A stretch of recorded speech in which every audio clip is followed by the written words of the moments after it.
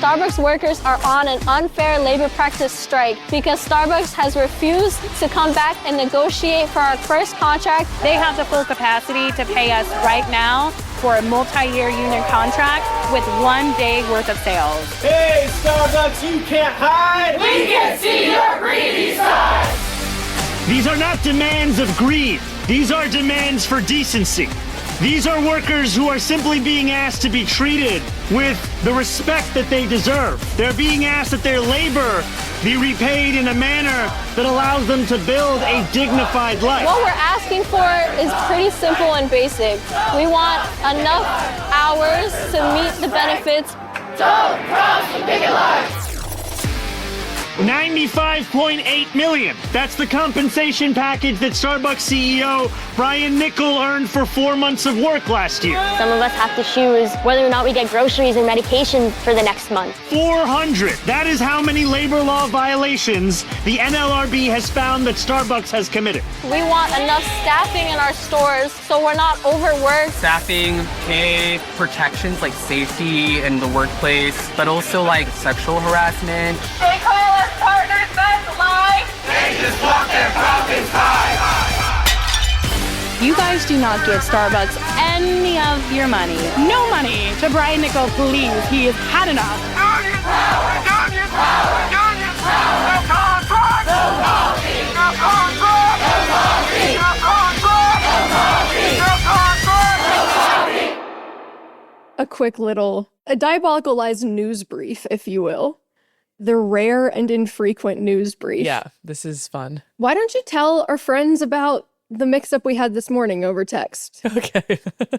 Okay, so we're obviously on this conversation today to talk about Starbucks. We're recording this on December 12th, for the record. On December 12th. And so you have been very involved in the Starbucks strike, in the work that they're doing in Denver, and so we talk about it a lot. And so you went to some sort of union thing this week. And at the same time, the Taylor Swift documentary dropped. And so I guess that there was like a... The event was a Denver DSA screening of a right. documentary about the strike.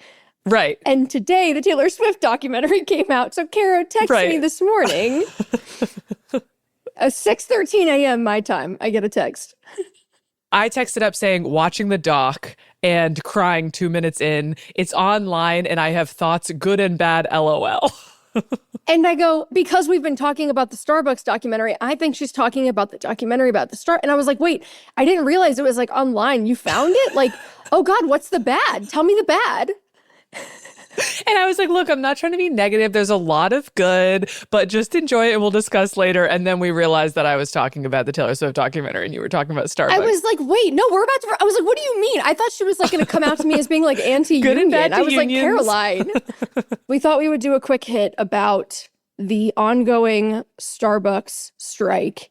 And I think my hope here is that if you want something to just quickly like send to a friend or family member who wants to know what's going on, that this will serve that purpose.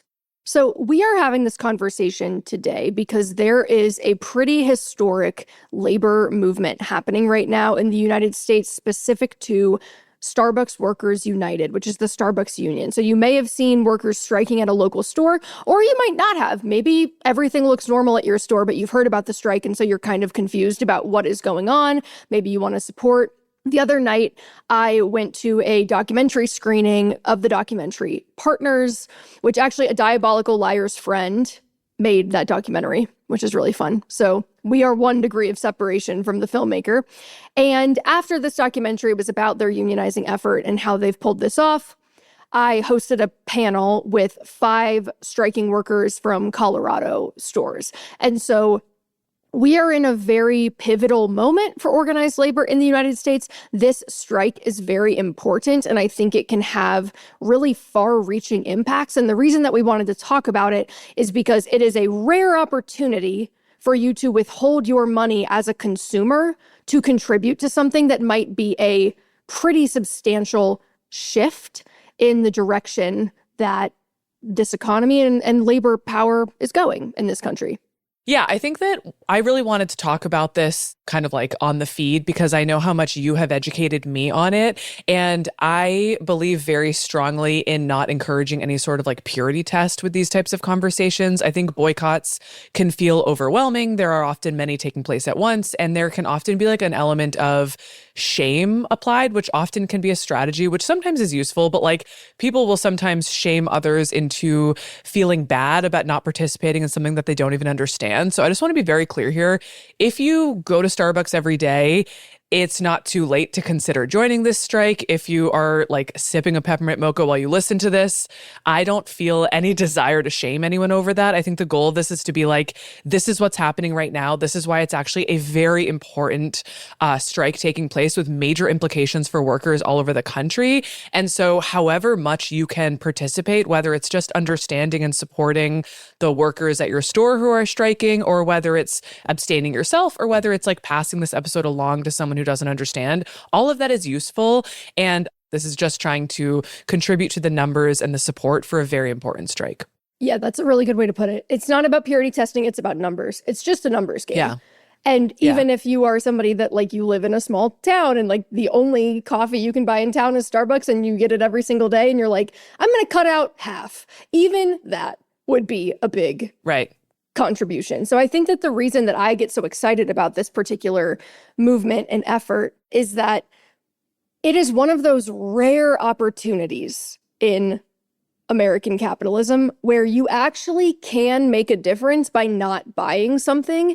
It's one of those disproportionate, like 80-20 rule, very little effort on your part is actually going to go a really long way because so many people have already done the extremely grueling work of organizing. So figured we would just kind of get into the basics today, as well as like where they are right now, what this might look like where you live, and why it matters, why this one matters, and why we're talking about this. Okay, to start with... Take us to church, Katie. I do want to start with just 2 quick facts. So as a personal finance educator, this is something that I pay a lot of attention to and care a lot about. And that is what is going to allow people to earn more money for the work that they are already doing. And what we know is that statistically, unionized workers earn 13.5% more than non-unionized workers. That is significant. You also see in unionized workplaces that both the gender and racial wage gaps are smaller, and that workers are more likely to have benefits like healthcare and pensions and paid family leave. These are not like little tweaks at the margins. These are substantial changes to the quality of your working life. So I think that there is a bit of a strain of anti-union propaganda in the United States, because there are valid critiques of unions, to be clear. Like, there is bureaucracy in unions, there is corruption, like just like every other organization. They're not a silver bullet, but there's a lot of anti-union propaganda in the US that explicitly claims that like unions are just for people who like don't want to work hard and want to like coast off the effort of others. That could not be further from the truth. So much of what we take for granted today in our working conditions were the result of union pressure. So like the reason we have a 40-hour work week and a 2-day weekend, unions. Union pressure in the 1930s. Before, that was not the case. Wasn't it the famous thing, 8-8-8, 8 hours for work, 8 hours for rest, and 8 hours for you? Mm-hmm. So I think there's one other stat that, Carol, I'm going to have you read just an abstract from a research paper that came out recently that is, I think, if there were like one statistic that I would want Americans to know about the power of collective bargaining, it would be this. Studies on labor union earnings premiums generally investigate their size through point-in-time estimates. This study posits, by contrast, that point-in-time estimates of the union premium overlook the cumulative earnings advantages of long-term, persistent union membership. Using a sample of men from the panel study of income dynamics from 1969 to 2019, that's a nice long study, the authors investigate how lifetime union membership contributes to earnings advantages. They find, first, that unionization throughout one's career is associated with a $1.3 million mean increase in lifetime earnings, larger than the average gains from completing college. Wow. Second, the lifetime earnings gains are channeled entirely through higher hourly wages and occur despite earlier than average retirement for persistently unionized men. Third, the union wage premium is not constant throughout a worker's career. Instead, it increases with more years of union membership. The cumulative advantages of union membership for workers' economic well-being are far greater than point-in-time estimates suggest. So that's crazy. I just want to ask a question just to make sure we're all foundationally aligned. I think there are some people who don't understand why we're talking about unions in Starbucks. And so just to be clear, Starbucks employees are trying to form a union, correct? They have unionized. They're trying to fight for their first contract. Okay. So this is a kind of an interesting thing that I had to learn this year. I did not know this. So I definitely don't want to position myself as like a labor activist or someone who's like has been in this space for a long time. I have not. However, I see the ROI here, and I'm like, this is something to pay attention to. This really fucking matters. So to back up a step, you can form a union and you can have a union, but once you have that union, you then have to use that collective bargaining power to basically force the company to agree to a contract that outlines these are the working conditions, these are the wages.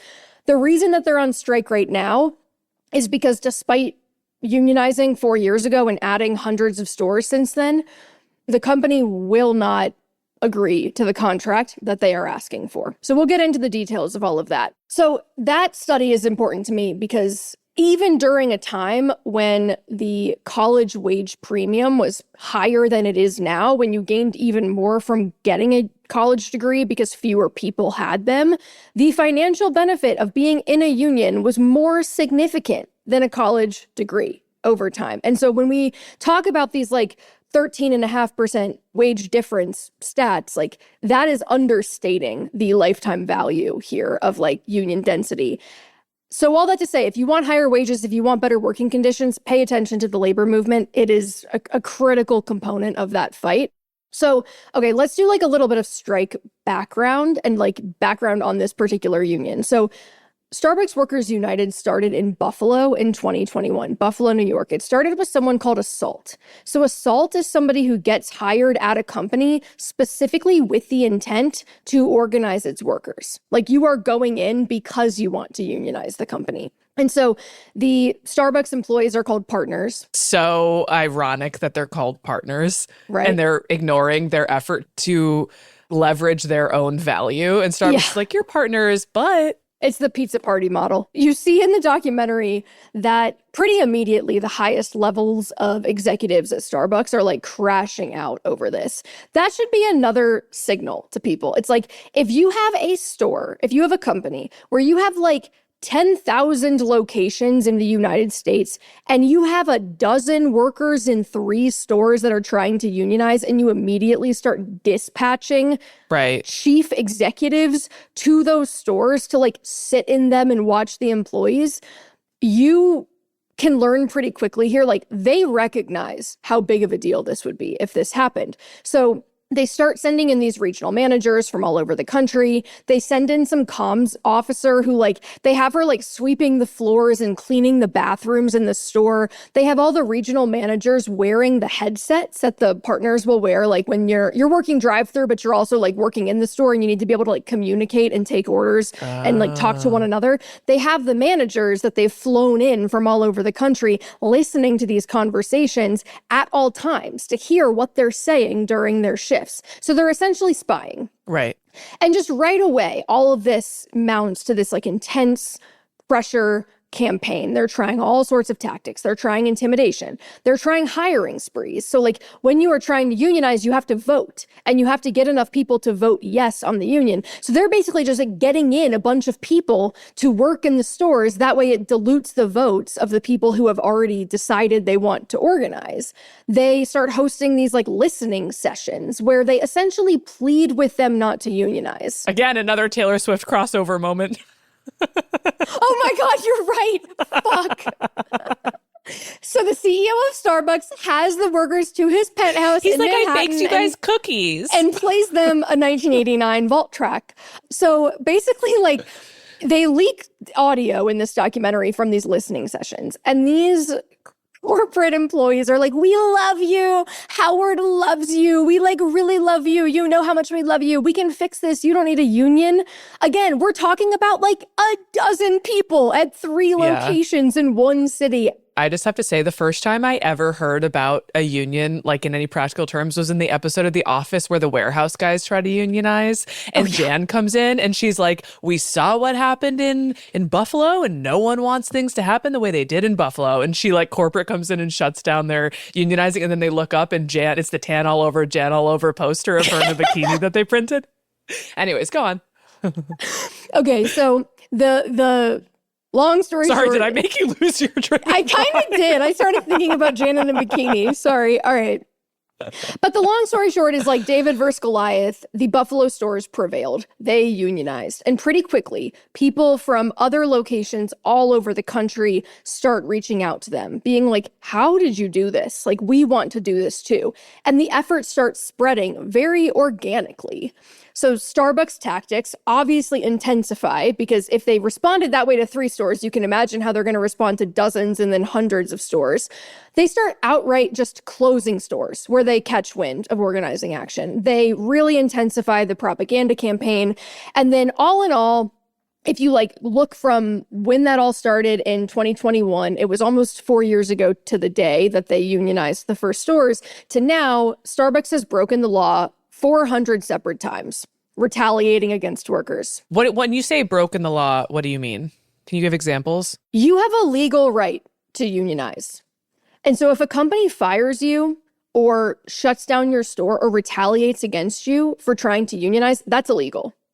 But laws only matter if they're being enforced. Right. And so they just keep getting away with it, basically. I mean, there's been some pushback, but like for all intents and purposes, it's like a slap on the wrist. And the average Starbucks employee is not going to take the time to hire legal counsel to sue Starbucks over That's being, right. they're just going to try to find another job. I think what you're hitting on here is that like, this is why organizing that type of work is so difficult, because there is high turnover and it's low wages. So like these people don't have access to legal teams in most cases. They oftentimes, if it gets too crazy or too hard, or like if they are fired, like they need money, so they're going to have to go work somewhere else. It's a really, really difficult environment to organize in. So as we've covered, you can unionize without getting a contract where the company is actually agreeing to your demands. So that is the phase that they are in now. And it's partially about wages, but from the partners that I've spoken with, it's far more about working conditions. It's about staffing issues. They have too few people working at a time. It's about scheduling. We kind of talked about this in our AMA, where like, companies can dangle really nice benefits in front of you, but you have to work a certain number of hours to get those benefits, and they can schedule you right up until you hit that limit and then essentially ensure that you're not getting those benefits. And you have no say over that. I think part of why I'm so happy we're having this conversation is because I think that there is a perception in a lot of people's minds that Starbucks is an above average employer. Like, I think that there has been a lot of messaging around how you can go to college, they'll reimburse you for all these degrees, you can become a manager. Yeah, so I think one anecdote that I would like to tell comes from one of the partners at I think it was either the Garden of the Gods or the Lafayette store here in Colorado. There was a kid. I say kid because he was literally like 17 years old, working at this location, and he wanted to join the union. And the regional manager basically threatened him because he was only working there so he could get his college education paid for, so he could get tuition. And the regional manager, in so many words, said, if you join, we're not going to do that. We will make it such that you do not get that tuition benefit if you try to join this union. So I don't know the specific hours threshold. Last I heard, I think it's 20 hours a week in order to qualify for any benefits, but it might be higher. But I know that this is kind of a standard tactic for companies that publicize their really good benefits, is there are strings attached. Often those strings are hours, and you don't always have a say over how many hours that you get to work. And so your healthcare can be taken away if you drop below a certain number of hours. And so there's quite a bit of leverage that these companies can exert over their workers to control them.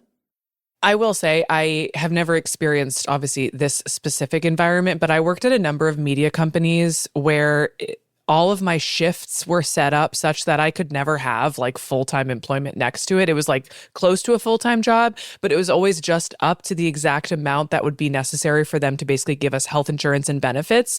And so you're always working right below that hourly. And I didn't even really understand that. I just felt constantly like, oh, well, I'm so happy to be writing. I'm so happy to be doing this. And when in retrospect, it's so predatory because you really can't take other work in addition. And you often these jobs are the stepping stone you need to get a college degree or to get into the media industry.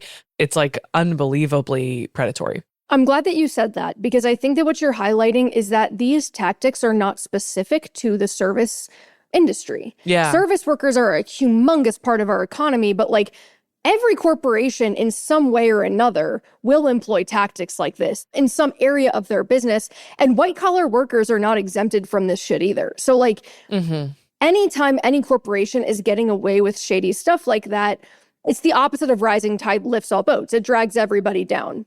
So essentially, they've been fighting for this contract for years. And on November 13th, right before the holiday season picked up, when they usually see this big influx of customers, there's a lot of strategy to labor organizing. So you want to be very effective in like when you are planning to strike and how you're going about doing it. They began an open-ended strike where workers are walking out of stores in waves and they're trying to intensify pressure over time and add more stores over time. So it's essentially like they're just like twisting the knife little by little. Right.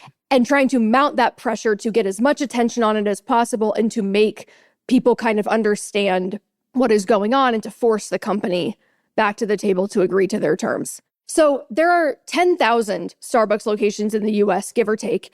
Fewer than 1,000 of those stores are unionized, and so far only a couple hundred are striking. So it is far more likely than not that you will not actually personally see a picket line in a location that you might visit. It'll probably look like business as usual. However, it is still very important that you do not go, and tell your friends and family not to go either, to the extent that you can manage to avoid peppermint mocha lattes, which I know is hard. You know what? I get it. Unless you want to go to the drive-thru and ask for a cup of hot water, and then when you get to the window, you go, unionize it. And you give them a little salute. Say, we got you, brother and sister. I think it's important that they see this reflected in their sales numbers. And I understand that this is confusing. And some people have asked me questions about this already, to be like, I don't see a picket line at my store. Like, why isn't everybody striking? Like, what's going on? And again, I think it comes back to how hard it is to unionize in places like Starbucks, both because of this high turnover where you constantly have people coming in. This is really fucking hard. You have to one by one at a time, have individual conversations with people and convince them that the risk is worth it. And this is real risk. This is people's lives. Real risk. And that's the second part of that, is that the risk is high. We know that Starbucks is straight up firing people and closing stores. So like the economic precariousness that people feel right now is a big reason why they don't do it. Or they might be scared to join a picket line, or they might be like, I can't risk losing this job. This job is how I feed my family.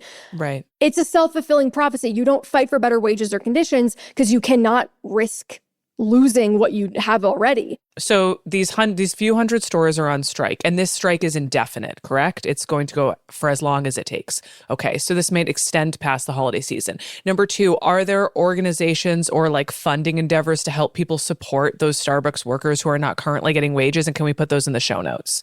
Yes. So there's a general strike fund. Like if you go to the SBWU website, and we'll put that in the show notes, there are also individual strike funds for stores. So like if your store is striking, you can donate to a specific strike fund as well. Right.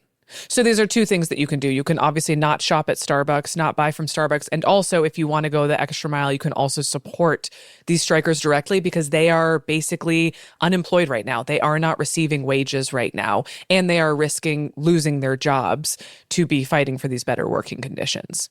And if you are yourself in a position where money is tight and you can't afford to do that, you can go be on the picket line with them. Can we put some Diabolical Lies money towards it? Yeah, of course. I think we should do some of our Q4 redistribution to their strike fund. I think that would be awesome. But you can actually go to a picket line and literally march and chant with them, that goes a really long way, both for morale and for optics, to show that like, oh, our community members are striking with us. So you don't even have to give money. If you've got an hour on a Saturday, literally just show up, bring some water bottles, and march with them.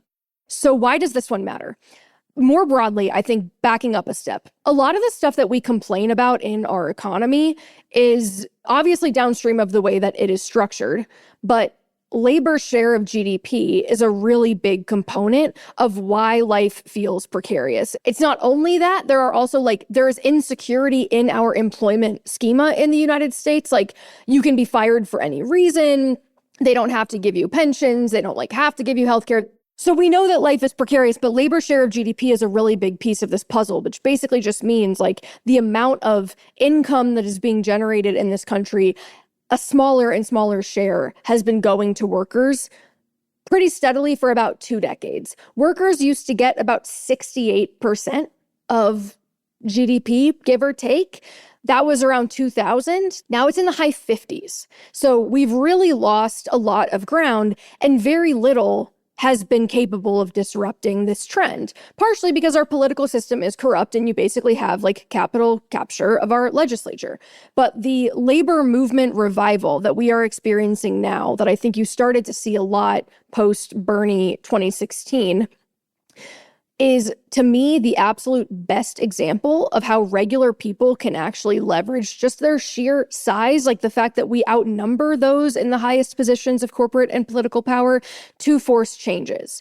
So we can, put simply, you withhold your work, and withholding your work means you're withholding their ability to make more money. So it's leverage in its simplest form. And it would also be correct to say that a strike like the Starbucks strike is important because you can potentially set legal precedent for other industries and other stores. Is there value in that as well? Or is it more of a cultural momentum in terms of understanding the value of organized labor? I would say both. Okay. I would say that it is cultural because I think momentum really matters with mass movements. Awareness really matters. We got Mom Donnie, yeah. You got Mom Donnie. Got to do this while Bernie Sanders is alive. Yeah, exactly. Momentum is key, but also there are real knock-on wage benefits where if you have a major employer in the fast food industry that has unionized workers that has to pay higher wages, that puts pressure on every other employer to offer higher wages because they have to now compete with Starbucks for employees. In my opinion, you will see higher wage knock-on effects when they get this contract because Starbucks is competing for workers against other industries. It won't just be fast food. There are people that, you might get a job as a home health aide or a barista. You're going to see it show up in other industries. So that in itself is very important. And the other reason why I think this one matters, there are so few opportunities for a consumer boycott to actually do anything. But when you pair it with a labor boycott in solidarity with workers, you are magnifying their message to a stunning degree because it is sending a message to the company that not only are your workers going to withhold labor from you, but your customers are going to withhold their money from you. Mm-hmm. So when you pair these two things together, you find yourself in a situation where you really can exert pressure on a company by not shopping there for a short time, which is a very unique and rare opportunity. Do you know much about the Target boycott? Would it be, because the Target boycott was purely consumer-led, right? It's not labor as well? I believe that's correct, yes. I didn't follow that one as closely. I just want to create that distinction because, again, I think that there is such a flood of information all the time around which corporations are bad and spoiler alert, none of them treat their employees very well. And how do you basically divert your attention and your self-control, and how do you do the thing that basically bucks your schedule, which is already hard, especially if you have kids or if you have a long workday. Where do you make the decisions? Where do you put that effort? Where do you put the effort? Yeah. And so again, I think that you can think of this even as a triangle where it's at the top of the list, don't go, and go beyond that and support the strikers, whether that's striking with them or like sending them $10, $20, $100 to their fundraisers. And then below that is, if you go to Starbucks 5 times a week, go once a week. And when you go, don't get the grande, get the tall. When you think about like, all right, if I'm spending $50 at Starbucks each month, can I drop that to $25? Can I hold that to $10 for the next 3 months? And thinking about that, I think, can often make something that feels very inconvenient suddenly extremely doable. Oh, my kid loves the cake pop. I'm just going to get the cake pop, and I'm not going to get myself the second coffee, and I'm going to make a coffee at home. I want to make this extremely accessible to anyone, and to know that every little thing you do, if you make those changes, is contributing to what could be a major tipping point in labor power in America.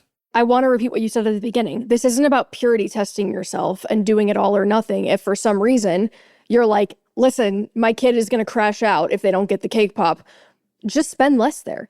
Any little bit that you can contribute by withholding your cash from them is going to make a difference in this moment. In my mind, it's just like a really easy way to be a part of something that I hope will be a turning point in the 21st century, because Starbucks has so many employees and is such a dominant force in the service sector that when they win this contract, it will push wages up and improve conditions for many more people than just Starbucks workers. So even if you are just behaving completely selfishly, I think I could still mount an argument that like it is still in your best interest for them to get this contract. You'll get better drinks. There's a stat you've shared in front of me in the past that's always really staggering about how much more the Starbucks CEO makes. When the Starbucks CEO was hired, the new one, Brian Niccol, his compensation package was like obviously some cash, but mostly stock. And it was worth, I think, $96 million in a single year that he like got this package. And the difference between like the median Starbucks partner and what he makes is something like 6,600 times more. So to my knowledge, at least in that year, it was the largest CEO worker pay gap in the country. That brings me to, I want to read you a post that I saw in the Starbucks Reddit where some customer had posted a picture of striking workers outside their store. And they were like, hey, I'm a Starbucks customer. I'm sympathetic to your cause, but like, why are you doing this? These workers just seem upset about executive compensation. Like the signs were about the CEO pay. But like, I still got my coffee and like the mobile order worked as usual. Like, I'm kind of confused. A, if conditions are so bad, why don't you just go work somewhere else? And B, if conditions are so bad, why isn't everyone striking? Like, why are people still working in there? Right. I think we've covered like why not everyone is striking at the same time, or like why that would be harder to do. But at the same time, I think it's also important. I want to read the top response that came from a striking worker. Part of what they said was, people tell us constantly, if you want more pay, just quit.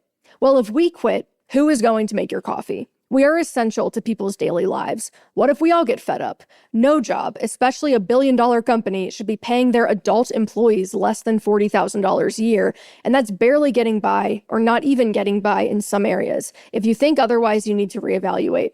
People constantly go, oh, but it's not a hard job. Trust me, this job is extremely hard. People would not survive 30 minutes at my store on a Saturday. Even if it was the easiest job in the world, you are still working, and human beings deserve a livable wage, not paycheck to paycheck. This company makes so much money and treats their employees like crap. They say they care about us, but they clearly do not. Unionizing a rabidly anti-union company is fucking hard. It is a full-time job that you are doing for free for years. Yeah. A lot of these people are doing this because they care. Because they care about their own working conditions, because they care about Starbucks, because they love their jobs, because they see it as a craft, because they love their customers. And they want things to improve, not just for them, but for the people who are hired after them. When I moderated the panel on Wednesday night, I asked one of the workers, Raven from Garden of the Gods, why are people sticking it out? Why are workers still taking up this fight despite everything you guys have been up against? And she was like, because I want the next person who is hired at my store to not have to go through the bullshit that we go through. The people who organize union strikes are basically the real people that our politicians claim to be. That is exactly right. Like, these are people who genuinely care about their country. They care about their community. They care about their own job. They care about workers' rights. And I don't want to say that labor rights are fundamentally American, because they are not. And they existed far before the American project, and they will exist far after the American project. But if you want to talk about and like get your fucking chest puffed about what freedom is and what it means to fight for liberty and to like cross bipartisan lines and to come together with people regardless of how you feel about other things, that is what it looks like to form a union. It is finding a common shared denominator of we all deserve to be treated a certain way when we go to work. I mean, when you think about the Amazon workers, these are people who have been like dogged by police officers. Like, it is incredibly risky. It is incredibly dangerous to be trying to do this. And the people who are doing this, when you think about like, well, why don't you just quit? They kind of just did. What they just said is we are not working until we get better jobs. And so I think that there is something incredibly binary about a strike, which is, well, oh, if you don't like it, why don't you go somewhere else? We just did. We just went to the street and said, we will not work there until we have better conditions. And in that way, I think it's so illuminating and so clear. And the clarity of that is confusing for Americans because we don't ever see what it looks like for workers to demand better. We need to get your ass on a picket line. Amen. Can I get an amen? Damn, Caro. Just trying to do my part. Yeah, I mean, I love that you highlighted the bipartisan part of this here, too. Actually, Senator Josh Hawley, a Republican, is trying to introduce legislation that, like, essentially means that when you get, if your company unionizes, like, you have to agree to a contract within a couple months. It's trying to, like, put more penalties and like pressure in place so that companies can't just drag this shit on for years. Because what they're banking on is that they're going to get tired of it and they're going to quit. And like, from what I've seen, it's only ramping up. I want to show you a headline that came out this morning, and I want to talk about it really quickly, and that's kind of how we'll wrap today. Will you read this? This is from Forbes. The headline is, Starbucks strike drags into second month as deadlock deepens and global support grows. As global support grows. That right there is in some ways just as important as their sales numbers getting hit right now. The reputational damage that they are going to sustain as the tide continues to turn. And you know that executive communications team is watching this shit like hawks. They are tracking these headlines. They are sentiment monitoring. And when they see headlines in Forbes that global support is growing for the Starbucks workers in America, they are taking that to the board. They are taking that to the CEO, and they're saying, we are losing. And that is why we're having this conversation, even though we touched on it on a recent AMA, is because we want this to be a headline that exists in our feed. We want this to be a thing that people share. Like, you want to be changing not just consumer sentiment, but you want to be changing the online conversation and making these fuckers nervous. So if these people are still listening to this, watch your 5. Watch your 5. Caro is 30 minutes into one episode about labor organizing, and she's already like employing Teamsters tactics. She's like, what if we brought a gun? What if we put a gun on the table? Yeah, I'm only going to get involved if it can be like the Irishman. Okay, so in conclusion, right now, Starbucks executives are betting on one thing. They are betting that we are all a bunch of dumb fucking consumers with no sense of solidarity, with no idea of our own class interests, who cannot go somewhere else for our little treat for a month or two. And they are betting that they're going to outlast the strike, that we're not going to care, that we're going to be saying stuff like, oh, well, if you don't like it, go work somewhere else. And every single day that they are proven wrong, that pressure intensifies, and we are one step closer to actual material change. Don't go to Starbucks. Support. That's my addition. Don't go to Starbucks. And I know that you don't like to toot your own horn, but I just want to say you have been so much more involved on the ground than I have been, and I have learned so much from you. And so I just want to give you your feathers that you are really walking the walk with this conversation, and I really admire it. And I'm proud to know you. Oh my God, because I think that is something that's incredibly brave. Shut up right now. Well, it's not just about you. I'm going to expand it a little bit. I also have a very good friend who is a therapist who was striking for Kaiser for a long time. I know how hard it is. I know what a grind it is. And I just have so much respect for anyone who contributes in any way, big or small, to the labor movement in America, because we live in an incredibly hostile country for this labor movement. And this could make a big difference. So Mamdani Nation, rise up. And that is spiritual. It is not geographical. Beautiful. Okay, that's it. Okay, that's the end.